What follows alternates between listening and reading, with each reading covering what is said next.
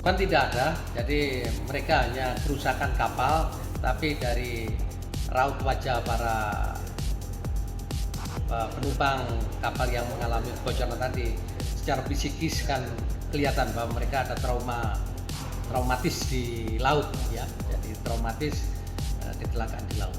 Karena kita mengalami kesulitan, yaitu angin cukup kencang, ombak cukup besar, sehingga kita sempat membentur pasir, ya, jadi kita kandas di pasir, namun dengan air pasang yang ada kita upayakan untuk bisa manuver dan kita bisa keluar dari dudukan di atas pasir laut.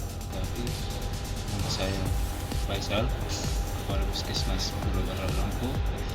Saya ucapkan terima kasih kepada teman-teman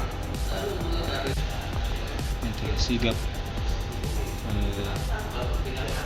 menolong kami dalam